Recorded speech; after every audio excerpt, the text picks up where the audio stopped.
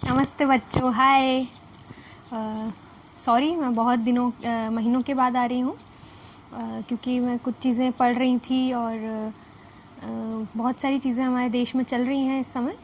सबको पता है महाराष्ट्र में क्या चल रहा है और जो भी चल रहा है वो जो लोकतंत्र है, डेमोक्रेसी के ख़िलाफ़ है। तुम सभी देख रहे हो कंगना रनौत के साथ क्या हुआ, अभी फिल्मों में क्या चल रहा है। दीपिका पादुकोण को ड्रग्स के मामले में जो है बुलाया जा रहा है। तो मैं सबसे पहले सभी मेरे जितने भी बच्चे मुझे देखते हैं उन सभी को हाथ जोड़ के ये बोलूँगी कि अगर तुम मुझे अपना शिक्षक थोड़ा सा भी मानते हो तो जितने भी ये सो कॉल्ड स्टार्स हैं, सो कॉल्ड ये सितारे कहलाने लायक नहीं है, इनका बहिष्कार कर दो, इनको देखना बंद कर दो। क्योंकि तुम लोग अभी बहुत छोटे बच्चे हो, तुमको नहीं पता है कि ये जो ड्रग्स यूज़ करते हैं ये इल्लीगल है देश के अंदर, ये हमारे शरीर को कितना नुकसान पहुंचाती है। क्या ड्रग्स यूज़ करने वालों को हम अपना इंस्पिरेशन बनाएंगे? ठीक है, तो ये समझ जाओ। ठीक है, तुम सब ने देखा कि कंगना रनौत ने ड्रग्स के ख़िलाफ़ और गलत चीज़ों के ख़िलाफ़ आवाज़ उठाई तो उसका जो है ऑफिस तोड़ दिया गया, 50 करोड़ की उसकी प्रॉपर्टी को तोड़ दिया गया। तो ये सही है क्या? ठीक है। और सुशांत के केस में पुलिस और गवर्नमेंट ने क्या किया है ये भी तुम सब देख रहे हो, है ना। मैं एकदम क्लियरली नहीं बोल सकती हूँ, तो तुम समझ जाओ। और जो हीरोज़ हैं वो कौन हैं वो तुम्हें अब समझना पड़ेगा। जो सच में हमारी रक्षा करते हैं कौन है वो तुम्हें पता है। जो सच में अपनी जान की बाजी लगाकर हमारे लिए काम करते हैं, जो सच में अच्छे कलाकार हैं, है ना। ऐसे कलाकार जो कि फॉर एग्जांपल कंगना रनौत, जो कि रियलिटी को सामने ला रहे हैं। ये मत समझो कंगना रनौत ने बहुत बहुत ख़तरनाक लोगों से पंगा लिया हुआ है, तुम ये समझ जाना। तो हमें किसको हीरो बताना है, किसको हीरोइन बताना है ये समझ जाओ और बॉलीवुड को देखना बंद करो। क्योंकि इसके सीधे जो लिंक हैं, ये जितना भी ड्रग और बॉलीवुड, ये सब कुछ टेररिज्म यानी कि आतंकवाद से जुड़ा हुआ है। अब ये कैसे जुड़ा हुआ है वो सब अब मैं अभी नहीं बता सकती हूँ। तो महाराष्ट्र में जो कुछ भी हो रहा है वो डेमोक्रेसी के ख़िलाफ़ है। हम लोग डेमोक्रेटिक पॉलिटिक्स पढ़ते हैं, तो डेमोक्रेसी में ऐसा नहीं होता है। पत्रकारों को गिरफ्तार किया जा रहा है। अभी एक नेवी के ऑफिसर जो 66 साल के, सोचो कितने बड़े कितने बुज़ुर्ग व्यक्ति वो, उनको पिटाई कर दी उनकी, है ना। क्यों पिटाई कर दी? क्योंकि एक कार्टून उन्होंने जो है वायरल कर दिया, है ना। कार्टून सेंड कर दिया था किसी को, ठीक है। वो कार्टून में क्या था वो तुम सर्च करना कि वो कार्टून में क्या था। मतलब कि महाराष्ट्र गवर्नमेंट के ख़िलाफ़ जो भी बोलेगा उसके घर तोड़ेंगे, उनके मुंह तोड़ेंगे। नेवी ऑफिसर को मारा, ठीक है, गुंडों ने, सरकारी गुंडों ने। सोच सकते हो ये डेमोक्रेसी है? ठीक है। रिपोर्टर्स को गिरफ्तार कर रहे हैं। चल क्या रहा है यहाँ? हत्याएं हो रही हैं लोगों की। तो क्योंकि हम डेमोक्रेटिक पॉलिटिक्स का ही आज मैं चैप्टर लेने वाली हूँ, तो जो हमारा नया चैप्टर है वो है पॉलिटिकल पार्टीज़। ठीक है।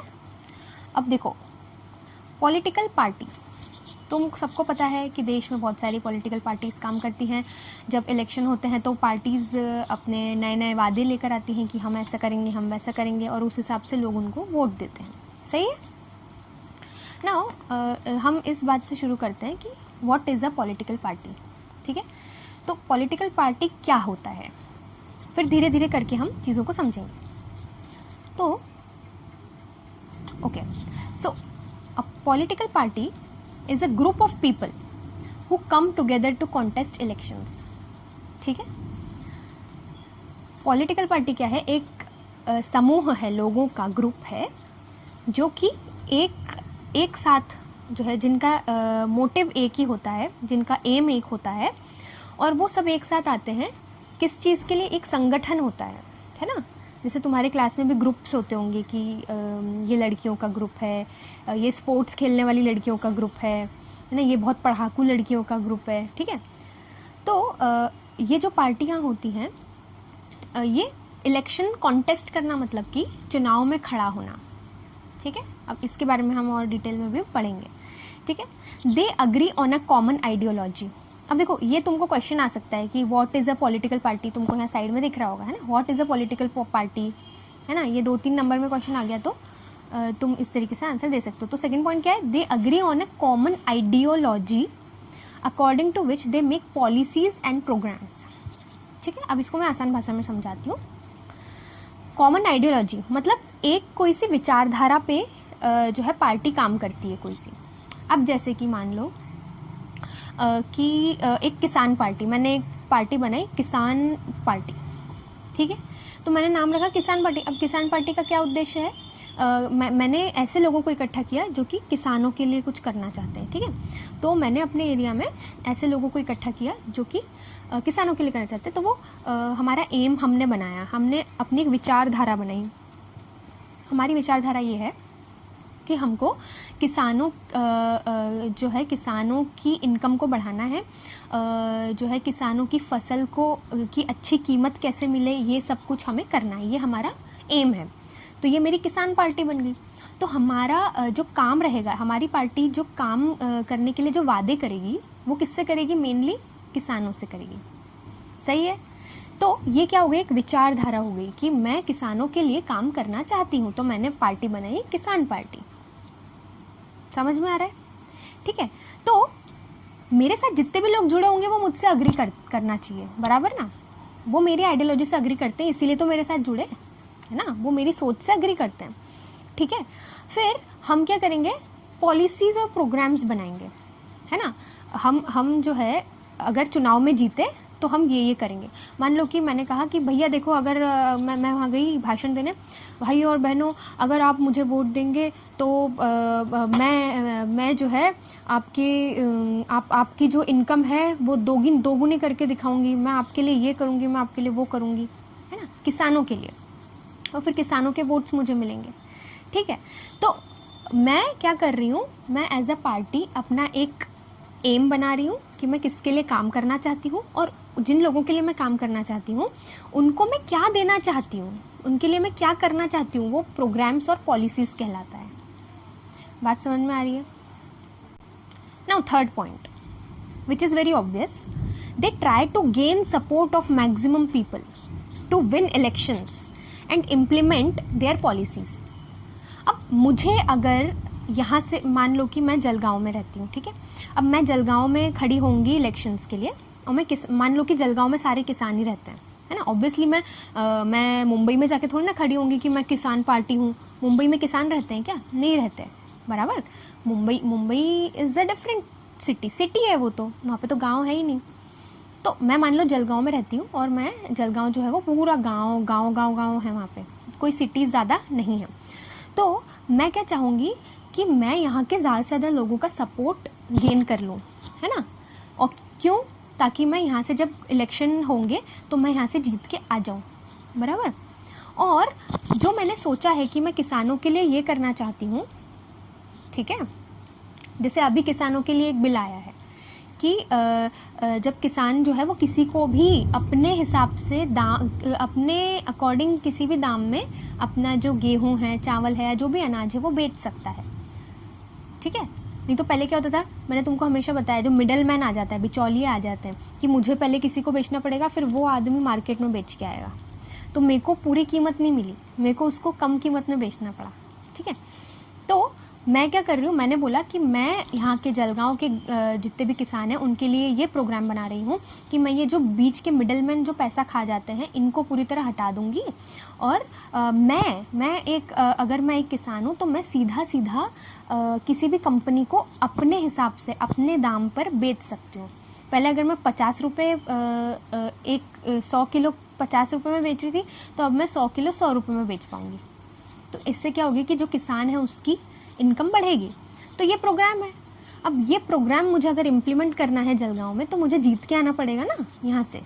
तो मैं ज़्यादा से ज़्यादा लोगों को बताऊंगी कि देखो मैं तुम्हारे लिए ये करना चाहता हूँ, ठीक है, मैं इस प्रमोशन करूँगी। तुमने देखा होगा कि मोदी जी या जितने भी पॉलिटिकल लीडर्स होते हैं वो रैलियाँ करते हैं, बड़ी बड़ी रैलियाँ करते हैं, भाषण देते हैं।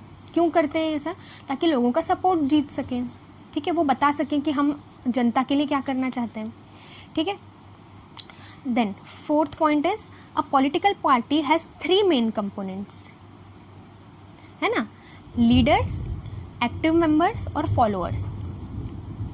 पॉलिटिकल पार्टी के 3 मेन कंपोनेंट्स होते हैं, है ना। वो देखो वहाँ पे क्या बोल रहे हैं कि कंपोनेंट्स जैसे कोई chemical compound, obviously party is a chemical compound only, ठीक है।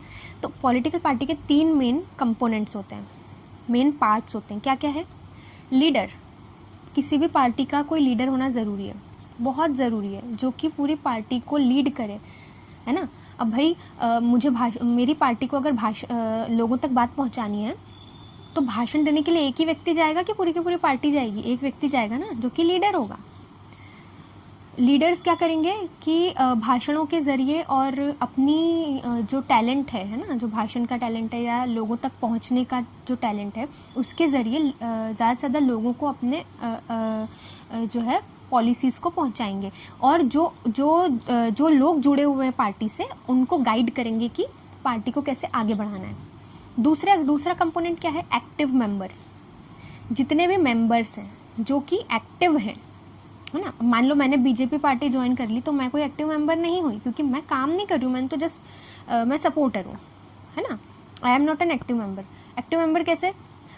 मान लो कि मैं बीजेपी को सपोर्ट करती हूँ और मैं अभी इलेक्शन आने वाले हैं और मैं पैम्फलेट्स जो है चिपका रही हूँ, वोट फॉर बीजेपी, घर घर जाके मैं बोल रही हूँ कि कृपया बीजेपी के लिए वोट करो। फिर मैं लोगों को बता रही हूँ कि देखो बीजेपी इस साल ऐसा ऐसा करने वाली है, किसानों के लिए ये लाने वाली है या टॉयलेट्स बनाने वाली है, आपको ऐसा ऐसा फ़ायदा होगा, मिडिल क्लास लोगों के लिए ये करने वाली है, तो आप कृपया इनको वोट दो, है ना।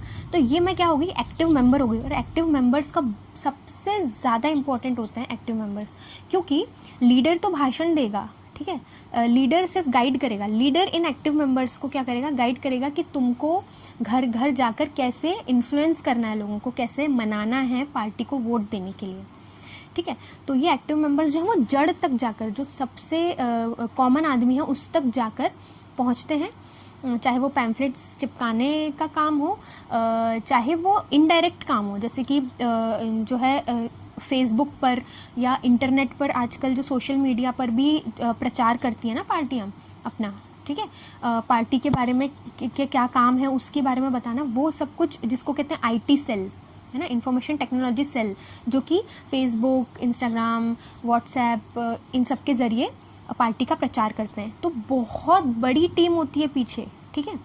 हमें सिर्फ एक चेहरा दिखाई देता है, हमें सिर्फ नरेंद्र मोदी जी दिखाई देते हैं, ही इज़ द लीडर, लेकिन उनके पीछे कितने सारे लोग काम करते हैं।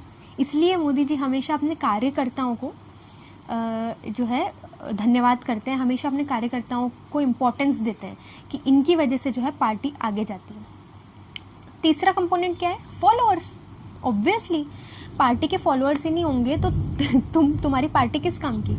तुमने पार्टी का मोटिव बना लिया कि हम ये करना चाहते हैं लोगों के लिए, ठीक है। तुमने लोगों को काम पे भी लगा दिया, तुमने एक्टिव मेंबर्स भी बना लिए, तुमने लीडर भी बना लिया, सब कर लिया, लेकिन जो नॉर्मल आदमी है वो तुम्हारे को फॉलो ही नहीं कर रहा है, तो तुम्हारी पार्टी किस काम की रहेगी? तुमने किसान पार्टी बनाया और किसान तुमको फॉलो ही नहीं करते, तुमको पसंद ही नहीं करते, तो तुम्हारी पार्टी किसी काम की रहेगी क्या? नहीं रहेगी। इसलिए 3 मेन कंपोनेंट्स हैं, लीडर्स के अंडर काम करने वाले एक्टिव मेंबर्स, और एक्टिव मेंबर्स जिन तक पहुंचते हैं, है ना, और फॉलोअर्स, है ना। एक्टिव मेंबर्स किन तक पहुंचते हैं? लोगों तक पहुंचते हैं, और लोग उनके क्या बनते हैं? फॉलोअर बनते हैं। तो ये 3 कंपोनेंट होते हैं किसी भी पॉलिटिकल पार्टी के, ठीक। तो हम नेक्स्ट क्लास में देखेंगे what are the functions of political parties. नमस्कार।